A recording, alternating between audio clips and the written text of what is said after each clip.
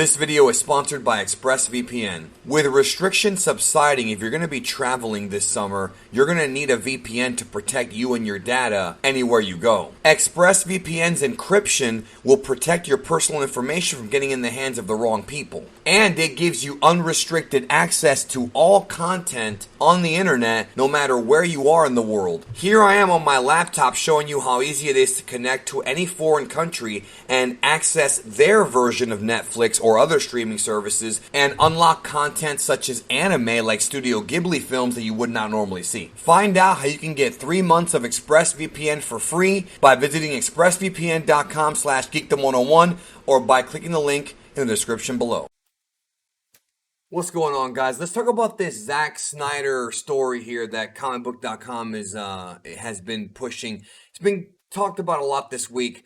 The story is that Zack Snyder's open to directing a Dragon Ball Z anime or anime movie. It's from Nick Valdez, and basically what's going on here, I want to give my thoughts on this.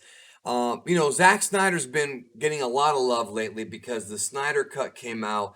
Over on my second channel, World of Geekdom, I did a review and several videos about the Snyder Cut because Zack Snyder's Justice League is my favorite Zack Snyder movie. Dawn of the Dead was my favorite, and that one beat it. I adore Zack Snyder's Justice League, and actually it got better upon watching it. So the guy can definitely make action sequences that I think could work. And I love that movie. I loved it. And I do like a few other Zack Snyder movies, even though he's not my favorite director.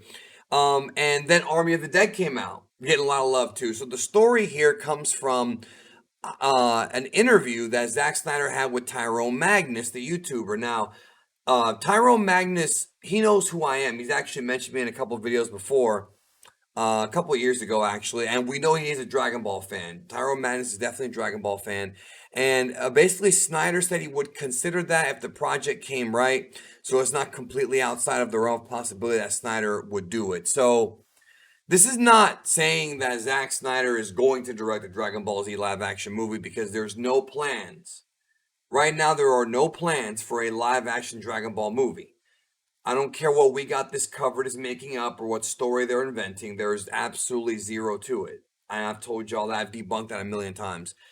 If someday, though, they decide to go back and make a live-action Dragon Ball movie, is Zack Snyder the right pick? And honestly, if I'm being honest with you guys, I know I said honestly twice, but if I'm being honest, I don't think that he is. And I'll tell you why. Because even though I think Zack Snyder is a talented filmmaker, he's a visionary filmmaker.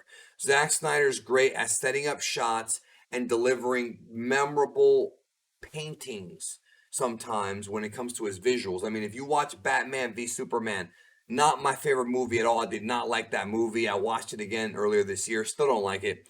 But still, there are shots in that film that are beautiful. So seeing like a Goku Frieza or something, Dragon Ball confrontation directed by Zack Snyder might look incredible. It might look just the perfect amount of CGI to where it looks real, but it is not obviously not real.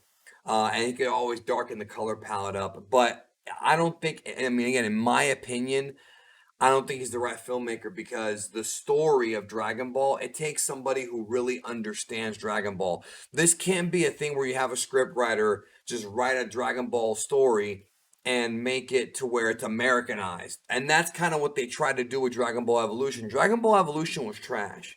And a big reason for that's because the people who wrote that film, which the writer actually apologized for it, don't understand Dragon Ball. And actually, a lot of the fans in America don't understand Dragon Ball. They just don't get it. And not to disparage them, but they don't understand Toriyama's writing style. And that he comes from a background of being a comedic writer. And even though there are scenes in Dragon Ball and Dragon Ball Z that are very, very serious, and Toriyama's good at that, he's still at heart a gag manga writer. So it's never to be taken too seriously.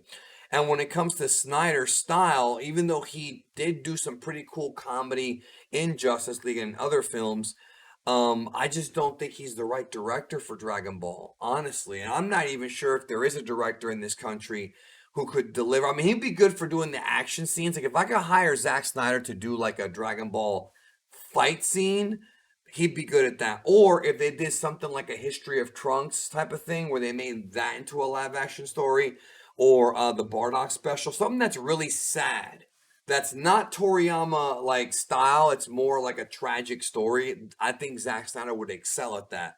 But when it comes to doing like an adaptation of the manga, like the Pilaf arc or the Saiyan saga or whatever, I don't think Snyder's the right guy. I just don't think he is. No disrespect to him, he's just not the right guy. I think people have to understand that Dragon Ball is more than just a bunch of fights, and that's the truth. I mean, that's what it is.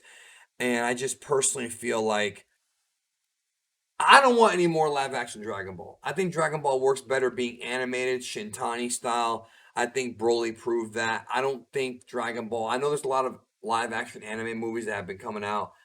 I do not think Dragon Ball transcends well to live action. I just don't feel it does. I don't know if anybody out there can do it right. And also, Dragon Ball is a more serialized story. It's not a story you can really tell in movie format unless you make it like a movie. You know, the Dragon Ball story, the manga is long, the anime is long. To tell the story of Goku's evolution as a character and Gohan and Vegeta and all these characters, you can't fit all that into a movie. You're gonna have to cut stuff out, and whatever you cut out will piss off fans of that character or fans of the original source material. It's just unlike superheroes. I'm always up for like different interpretations of characters, but Dragon Ball works because these characters are who they are. See what I'm saying? That's the way I've always interpreted it. Do you agree? Let me know in the comments and talk to you soon.